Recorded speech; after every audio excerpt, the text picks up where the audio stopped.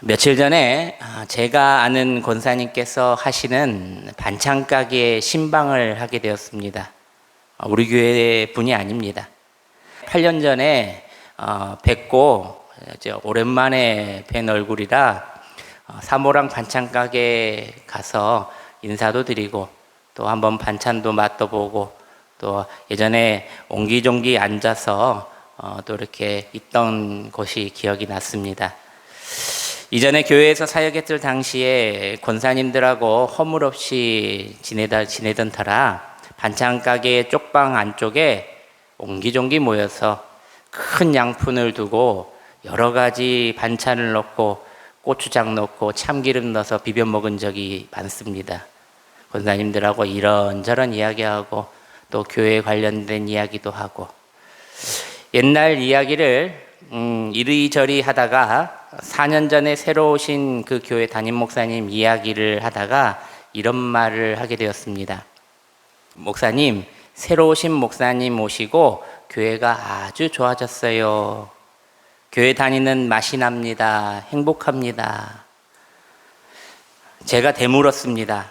권사님, 이전에는 안 좋았나요? 재밌고 행복했지요? 권사님께서 웃으면서 말했습니다. 그때도 좋고 지금도 좋지만 어찌 보면 은퇴하신 목사님 계실 때에 신앙생활을 더 열심히 했나 봐요. 그때 목사님 무서워서 딱 잡혀가지고 말이에요. 사랑하는 여러분, 우리는 살아가면서 누군가를 더 두려워하며 사는가에 따라 삶의 방향이 달라지기도 합니다. 어떤 사람은 눈치를 보며 사람 눈치를 보며 살아가고 어떤 사람은 환경과 상황을 두려워하면서 살아간다는 겁니다. 오늘 예화 속의 권사님의 고백이 참 인상적이었습니다. 그때는 목사님이 무서워서 신앙생활을 더 열심히 했던 것 같아요. 여러분, 이 말 속에는 중요한 신앙의 질문이 담겨 있습니다. 과연 우리는 누구를 두려워하며 신앙생활을 하고 있느냐는 겁니다. 누구의 눈치를 보며 신앙생활을 지금 하고 있느냐는 겁니다. 사람이 무서워서 순종하는 신앙은 오래가지 못합니다. 환경이 무서워서 버티는 믿음도 결국 흔들리게 되어 있다는 겁니다. 그러나 하나님을 진심으로 경외하는 사람은 어떤 상황 속에서도 자신의 믿음을 지켜낸다는 사실입니다. 오늘 본문을 보면은 출애굽기 1장에 나오는 본문입니다. 세상 권력보다 하나님을 더 두려워했던 사람들이 등장합니다. 바로 히브리 산파들이라는 겁니다. 그들은 왕의 명령을 거역하면 죽을 수 있는 상황을 알고 있었지만 사람보다 하나님을 더 두려워했기 때문에 자신의 생명보다 더 많은 생명을 살리는 길을 선택했다는 겁니다. 오늘 말씀을 통해 우리는 분명히 깨달아 알아야 합니다. 사람을 두려워해야 되는가? 하나님을 두려워해야 하는가? 이 질문이 우리의 믿음을 결정지은다는 사실입니다. 오늘 말씀의 제목입니다. 저를 한번 따라서 합니다. 하나님을 더 두려워하라. 시작. 하나님을 더 두려워하라. 우리가 잘 알고 있는 꿈의 사람 요셉, 애굽 총리가 된 요셉, 이 이야기로부터 시작합니다. 애굽 총리가 된 요셉은 이제 아버지 야곱과 형제들과 함께 살 수 있도록 바로 왕에게 고센 땅에 거주할 수 있도록 요청을 하자 왕은 이를 승낙하여 애굽 땅인 고센에 정착하며 살 수 있도록 허락해 주었습니다. 우리가 성경적 지식으로 또 하나 더 알아야 할 것은 요셉의 가족들은 목축업을 주로 하는 사람들이었습니다. 목초지가 풍부하고 가나안 땅과 가까운 변방 지역 그리고 애국과도 가까운 지역에 정착했다는 점입니다. 이는 분리된 정착이라고 말합니다. 애굽의 문화와 이스라엘 백성들의 신앙 및 생활 방식이 섞이지 않도록 요셉은 의도적으로 애굽 중심의 지리적인 자리가 아니라 애굽에서 좀 멀리 떨어져 있는 고센 지역을 택하여 바로 왕에게 요청했던 것입니다. 그런데 야곱을 따라 애굽으로 내려갔던 이스라엘 자손들이 수백 년의 세월이 흐르는 동안에 엄청난 민족의 번영의 시기를 맞이하고 말았습니다. 8절 말씀을 보시면 뭐라고 나와 있냐면, 우리 8절 말씀을 함께 봉독합니다. 시작. 요셉을 알지 못하는 새 왕이 일어나 애굽을 다스리더니, 요셉을 알지 못하는 새 왕이 이제 나타났다는 겁니다. 세월이 계속 지나면서 사람은 계속 바뀌지요. 그런데 예전에 요셉에게 큰 도움을 받고 애굽이 번영했던 것이 하나님의 뜻을 아는 왕들이 이제는 없어지고, 요셉도 알지 못하고 하나님도 알지 못하는 새 왕이 애굽을 다스렸다는 겁니다. 요셉을 알지 못했던 새 왕, 즉 새로운 바로가 애굽의 왕위에 오르게 되면서 문제가 생기기 시작했습니다. 그는 날로 강해지는 이스라엘 민족을 보며 위기감을 느꼈다는 겁니다. 이러다가 저들이 전쟁이라도 일으킨다면, 다른 나라의 손을 잡고 우리를 치면 어떠나, 이 두려움이 그의 마음을 늘 언습했다는 겁니다. 그래서 바로는 이스라엘 백성들을 이제 무자비하게 학대하고 억압하기 시작합니다. 국고성을 건축하고 무거운 노동을 시키고 정신적으로 육체적으로 이제 이스라엘 백성들을 날마다 괴롭히고 있습니다. 그러나 성경은 놀라운 사실을 증언합니다. 애국 사람들이 학대하면 학대할수록 이스라엘 자손들은 더욱 번성하고 넘쳐났다는 겁니다. 방법이 통하지 않자 바로 왕은 더욱 악독하고 잔인한 음모를 생각해냅니다. 당시 히브리 여인들의 해산을 돕던 두 산파 십브라와 부하를 왕궁으로 은밀히 불러들입니다. 그리고 그 시대의 절대 권력자의 이름으로 무시무시한 명령을 그들에게 내립니다. 16절 말씀입니다. 우리 함께 16절 말씀을 봉독합니다. 시작. 이르되 너희는 히브리 여인을 위하여 해산을 도울 때에 그 자리를 살펴서 아들이거든 그를 죽이고 딸이거든 살려두라. 아멘. 이것이 왕의 어명이었습니다. 거역하는 날에는 당장 목이 달아날 수 있는 절대적인 명령이었다는 겁니다. 이들은 이집트 왕실이 히브리 노예의 인구 조절과 보건 관리를 위해서 직접 파견한 관리 공무원들이라고 생각하시면 됩니다. 오늘날 우리나라에 보면은 보건복지부가 있지요. 거기 보면은 인구정책실장이 또 있습니다. 또한 공공보건정책관들이 또 있습니다. 오늘날로 치면 보건복지부 내부에서 인구관리와 모자보건, 임산부들, 영유아 건강을 총괄하는 고위 공무원들을 왕이 부른 것입니다. 그리고 왕의 지침을 받아서 전국 산파 네트워크를 통제하는 역할을 맡았던 그들에게 이제 아이들을 죽이라고 명합니다. 바로 인구를 줄이라. 그것도 남자아이. 한마디로 자기 수하의 관리들이기 때문에 당연히 왕의 은밀한 청탁이나 명령을 거절하지 못했을 것이라고 왕은 당연히 확신하여 그들을 부르고 명령한 것입니다. 하지만 이 연약한 두 여인 산파들은 어떻게 반응합니까? 본문 17절은 바로와 생각과 달리 그들의 반전의 행동을 기록하고 있습니다. 우리 17절 말씀도 함께 봉독합니다. 시작. 그러나 산파들이 하나님을 두려워하여 애굽 왕의 명령을 어기고 남자 아기들을 살린지라. 아멘. 왕의 명령을 어겼다. 여러분 드라마 보시면 알지요. 왕의 명령을 어기면 어떻게 됩니까? 그 자리에서 참수를 당하죠. 예전에 제가 본 드라마 중에 궁예라는 그런 드라마를 보는데 얼마나 무서운 왕인지 몰라요. 스님이죠, 궁예가. 근데 그냥 왕이 돼가지고 기침을 했다는 이유로 그냥 그 자리에서 죽이더라고요. 왕 앞에서 기침을 했다고. 왕의 명령, 왕이 한마디만 해도 죽을 수 있는 상황인데도 이 왕의 은밀한 명령을 받았음에도 불구하고 이를 어기면서 남자아이들을 살렸다는 겁니다. 세상의 왕은 어떤 것입니까? 눈앞에 시퍼런 칼날이 히브리 아기들을 겨누고 있었지만은 이 산파들은 바로 만군의 여호와 하나님을 보았던 겁니다. 그리고 왕의 명령이 당당히 불복종합니다. 그렇다면 여러분, 오늘 말씀을 통해 우리가 반드시 알아야 할 것이 무엇일까? 첫째로 하나님이 이 세상보다 더 강한 분이시라는 겁니다.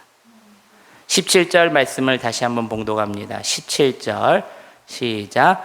그러나 산파들이 하나님을 두려워하여 애굽 왕의 명령을 어기고 남자 아기들을 살린지라. 아멘. 우리가 세상을 두려워하는 이유는 세상이 가진 힘이 대단해 보이기 때문입니다. 당시 바로 왕은 신의 아들로 추앙받았던 절대 군주입니다. 그러니까요, 신 아래가 아니라 신의 아들, 신이다, 태양신이다, 이렇게 했던 군주였습니다. 그의 말 한마디면 살 사람도 죽고 죽을 사람도 살았다는 말이 있습니다. 그런 바로 앞에 서서 그들이 뭐라고 말합니까? 아니요. 자살 행위나 다름없는 말을 했던 것입니다. 산파들은 선택의 기로에 섰었습니다. 왕의 명령을 따르느냐 아니면 하나님을 따르느냐. 이것은 단순한 선택이 아니었습니다. 하나뿐인 자신의 생명을 걸고 선택한 일이라는 겁니다. 여러분, 산파들은 미련해서 목숨을 걸었던 것이 아닙니다. 그들은 진정한 영적인 안목이 있었기 때문에 그렇게 했다는 겁니다. 한 미술 수집가가 시장을 지나다가 허름한 가게 앞에서 멈춰섰습니다. 그 가게에는 오래되고 먼지 쌓인 그림 한 구가 구석에 여럿이 놓여 있었습니다. 사람들은 그 그림을 그냥 낡은 그림 정도로 생각했습니다. 주인은 값도 싸게 그냥 장식용으로 가져가라고 말합니다. 그런데 그 수집가는 그 그림을 한 장 한 장 바라보면서 하나의 그림을 딱 잡아섭니다. 이 그림이 얼마입니까? 주인은 대수롭지 않게 아주 싼 가격으로 부릅니다. 수집가는 즉시 그 그림을 사겠다, 싼 값에 사서 집으로 가져옵니다. 그리고 전문가에게 그 그림을 복원해 달라고 맡겼습니다. 그런데 어떤 일이 일어난지 아십니까? 전문가의 손에 복원된 그림이 수백억 원의 가치가 있는 진짜 명화였던 것입니다. 여러분, 안목이란 똑같은 그림을 보았지만 누군가는 낡은 물건으로 보았고 누군가는 엄청난 가치로 보게 된 것을 말합니다. 사랑하는 여러분, 산파들도 똑같습니다. 다른 사람들은 바로 왕을 보면서 저 사람은 신의 아들이다, 절대 권력자이다 라고 두려워했었습니다. 하지만 산파들은 달랐다는 겁니다. 그들이 보는 것은 바로보다 보이지 않는 하나님이 더 크시다는 것을 안다는 것입니다. 그래서 그들은 세상이 보기에는 어리석게 보이는 선택, 자신의 목숨을 거는 선택을 할 수가 있었던 것입니다. 마태복음 10장 28절에 보면 이런 말씀이 나옵니다. 몸은 죽여도 영혼은 능히 죽이지 못하는 자들을 두려워하지 말고 오직 몸과 영혼을 능히 지옥에 멸하실 수 있는 이를 두려워하라. 아멘. 이 말씀은 매우 분명한 말씀입니다. 하늘과 땅 아래에 진정으로 두려워할 대상을 정확하게 분별하며 살아가라는 겁니다. 사람들은 우리의 몸만 죽일 수는 있지만은 하나님께서는 우리의 영혼과 육체 모두 다스리시는 분이기에 더 크신 분이라는 겁니다. 그러므로 내가 진정으로 두려워야 할 대상은 하나님이시다는 것을 잊지 마시길 바랍니다. 세상의 권력과 명예는 또 힘은 영원하지 못합니다. 하지만 하나님은 영원하시다는 겁니다. 우리가 종종 이 사람을 거스르면 손해볼 것 같은데 라는 마음이 들지 않습니까? 이 사람을 또 이 상황을 또 어기면 또 이것 또한 나에게 해가 되지 않을까라는 또 생각을 들 때가 있을 겁니다. 그러나 여러분, 세상은 아무리 강해 보여도 제한된 힘밖에 가질 수가 없다는 겁니다. 제한된 힘. 그러나 우리 하나님께서는 절대적인 힘과 세상의 모든 권세를 가지시는 분이시라는 겁니다. 그분은 우리의 현재뿐 아니라 미래, 영혼까지 주관하십니다. 그러므로 여러분, 우리는 눈에 보이는 세상의 힘이 아니라 보이지 않지만 모든 것을 다스리시는 하나님을 더 크게 바라보는 여러분 되시길 바랍니다. 그럴 때 문제보다 크신 하나님께서 우리의 삶을 산파제처럼 책임져 주시고 지켜주신다는 것을 믿으시기를 바랍니다. 둘째로, 하나님을 경외하는 자에게 은혜를 베푸시는 분이시라는 겁니다. 20절, 21절 말씀을 우리 함께 봉독합니다. 20절, 21절 말씀 시작. 하나님이 그 산파를 은혜에 베푸시니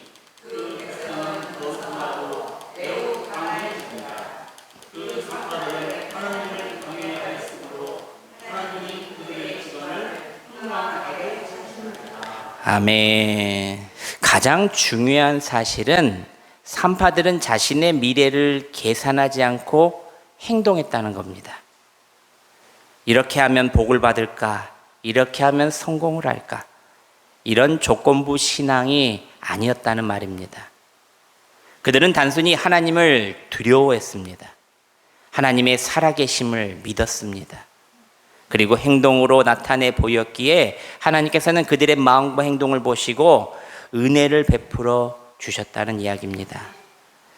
한 사람이 교회에 나와서 신앙생활을 시작했습니다. 이 사람은 초신자였지만 신앙생활을 참 열심히 하는 사람이었습니다. 그런데 그의 마음속에 계산기 하나가 있었습니다. 이거 하면 하나님께서 복 주실 거야. 이 정도 헌신하면 나에게 손해는 아닐 거야. 이 선택이 나에게는 유리할까 불리할까? 항상 교회 일을 하면서 자신의 계산기를 두드렸다는 겁니다. 늘 하나님을 기준으로 사는 것이 아니라 자신의 이익을 기준으로 계산기를 치며 하나님을 선택했다는 겁니다. 어쩔 때는 자기, 아니면은 하나님. 그러나 어느 날 중요한 선택의 순간이 그에게 찾아왔습니다. 하나님의 뜻은 너무나도 분명했지만 그 길은 그에게 큰 손해처럼 느껴졌다는 겁니다. 그때 그는 이렇게 말했습니다. 하나님, 이번에는 좀 아닌 것 같은데요. 이건 못하겠습니다. 결국 그는 하나님이 아니라 자신의 계산기를 따라 살다 보니 신앙생활을 손해보는 것과 어리석은 것처럼 느껴지고 말았다는 겁니다. 그 다음부터 그는 교회에 출석하지 않았다는 겁니다. 여러분, 신앙은 계산으로 하는 것이 아닙니다. 하나님의 복도 계산기를 쳐서 우리에게 주시는 것이 아닙니다. 하나님은 무한하게 주시는 겁니다. 산파들은 계산하지 않았습니다. 이거 하면 살아남을 수 있을까? 왕의 명령을 어기면 어떻게 되지? 라며 계산기를 치면서 선택하지 않았다는 겁니다. 이런 계산기보다 먼저 있었던 것은 하나님을 경외하는 마음이 그들 안에 더 커져 있었기 때문입니다. 그래서 결과가 어찌 되었든 간에 계산했던 사람은 눈앞에 안전함을 잠시 얻을 수는 있겠지만 하나님을 선택한 산파들은 자기 인생뿐 아니라 그의 집안까지 하나님께서 책임져 주셨다고 나옵니다. 할렐루야. 혹시 우리 안에 이런 모습들이 있습니까? 이건 손해라서 못하겠습니다. 이건 너무 위험합니다, 주님. 이건 나중에 상황 보고 하겠습니다. 여러분, 이것은 믿음이 아니라 계산입니다.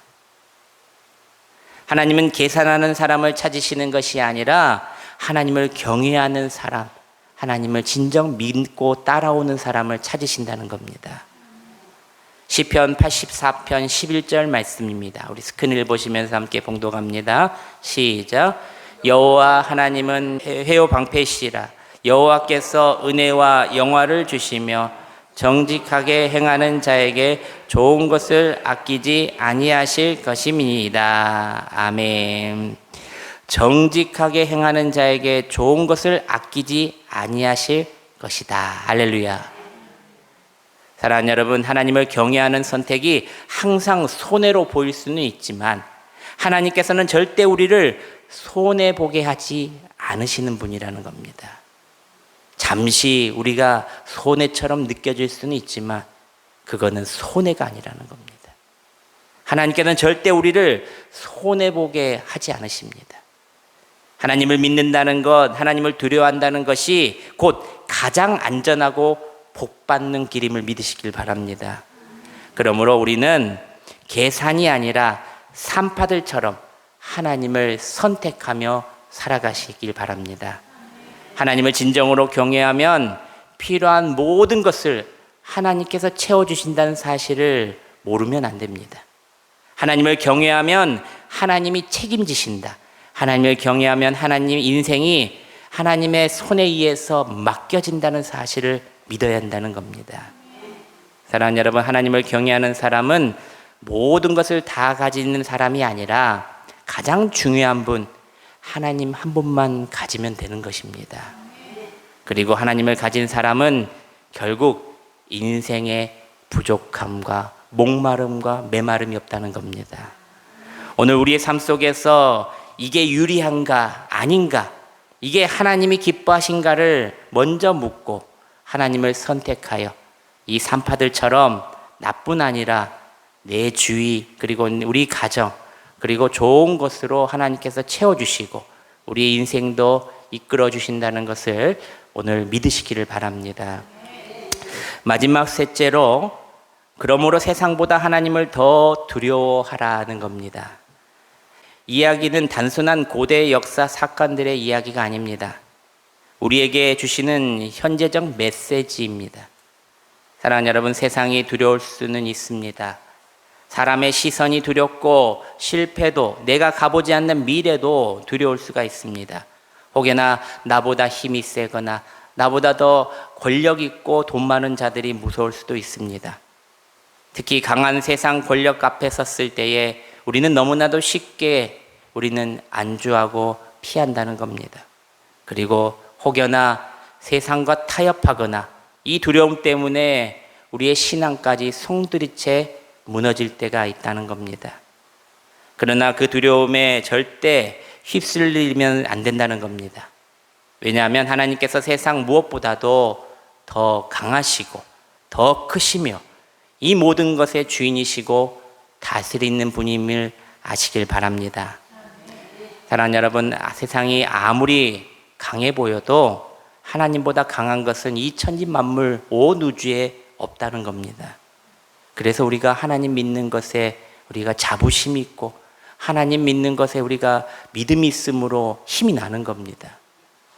그러므로 세상이 아니라 하나님을 더 두려워하십시오. 그것이 믿음의 사람의 걸어가는 길입니다. 사랑하는 여러분, 말씀을 맺습니다. 오늘 우리는 한 가지 분명한 사실을 깨달았습니다. 누구를 두려워하며 사느냐, 우리 인생과 믿음을 결정한다는 겁니다. 히브리 산파들은 세상에서 가장 강한 권력자인 바로왕 앞에 서 있었습니다. 그러나 그들은 사람을 두려워하지 않았습니다.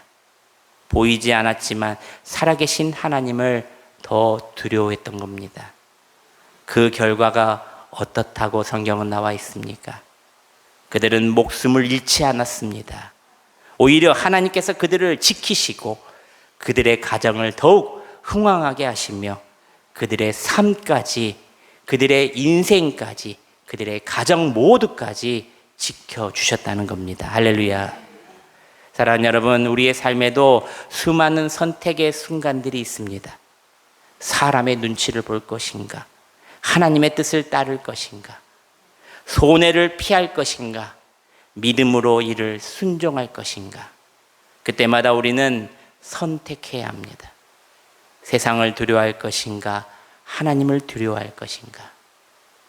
여러분 꼭 기억하십시오. 사람을 두려워하면 순간은 편할 수가 있습니다. 그러나 결국 모든 것이 무너지고 모든 것을 잃게 된다는 겁니다. 그러나 하나님을 두려워하면 순간은 어려울 수가 있습니다. 하지만 하나님께서 반드시 우리의 인생까지, 그 앞길까지 책임져 주신다는 겁니다. 이제 우리의 영적인 안목을 바꾸시길 바랍니다. 세상의 거대한 벽 앞에서 낙심하지 말고 벽 뒤에 계신 더 크신 하나님을 바라보시길 바랍니다. 히브리 산파들이 받은 축복처럼 나뿐만 아니라 내 주변도 복받고 우리 가정과 일터가 하나님의 은혜의 복을 누리는 신실한 주의 백성들이 다 되시기를 주님의 이름으로 축복합니다. 결단 찬송하겠습니다. 우리 오후 예배 때 우리 찬양하는 곡입니다. 반드시 내가 너를 축복하리라. 우리 빠른 곡인데 빠른 곡 하다가 뒤에 두려워 말라 할 때 우리가 느리게 한번 하겠습니다. 우리 박수 치면서 우리 찬양하겠습니다.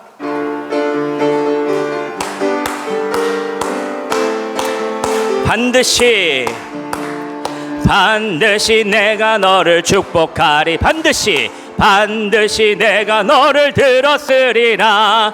천지를 변화도 나의 약속은 영원히 변치 않은. 두려워 말라. 강하고 담대하라. 낙심하며 실망치 말라. 실망치 말라. 내 소원 이루는 날 속히 오리니 내게 영광 돌리리.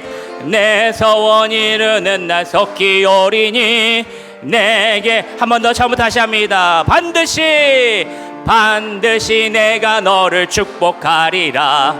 반드시 내가 너를 들었으리라. 천지는 변해도 나의 약속은 영원히 변치 않. 두려워 말라. 강하고 담대하라. 낙심하며 실망치 말라. 실망치 말라. 내 소원 이루는 날 속히 오리니 내게 영광 돌리리. 내 소원 이루는 날 속히 오리니 내게 영광 돌리니. 반드시 내가 너를 축복하리라. 반드시 내가 너를 들었으리라. 세상의 소망이 사라졌어도 온전히 나를 믿으라. 두려워 말라. 강하고 담대하라. 인내하며 부르짖으라.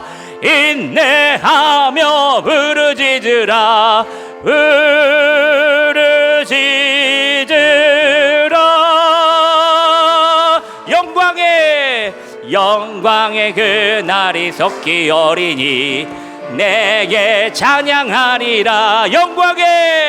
영광의 그날이 속히 오리니 내게 찬양하리라. 두려워 두려워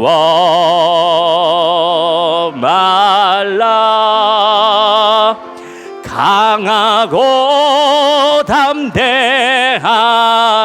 인내하며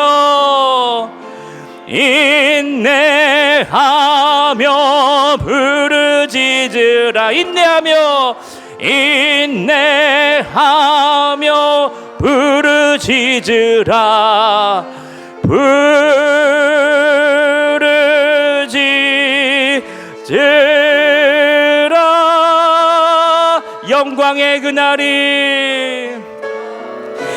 영광의 그날이 속히 오리니 내게 찬양하리라. 영광의 그날이 속히 오리니 내게 찬양하리라. 반주해 주시고요, 우리 기도하는 시간을 갖겠습니다.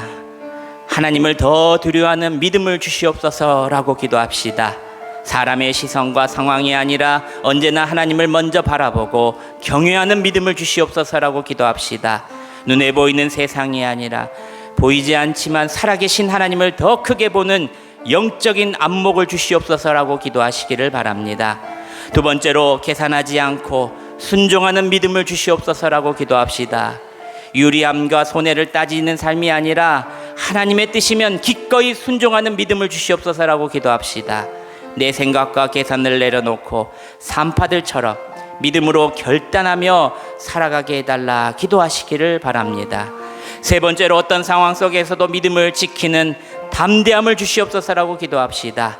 두려움과 압박 속에서도 흔들리지 않게 하시고 타협하지 않고 끝까지 믿음을 지키는 용기를 달라고 기도하시고, 하나님을 선택하는 삶을 통해 내 인생과 가정과 이 교회가 하나님께 복받는 귀한 축복의 통로가 되게 해달라고 기도하시기를 바랍니다. 이 세 가지 기도 제목을 가지고 주님의 이름을 3번 부르며 통성으로 기도하겠습니다.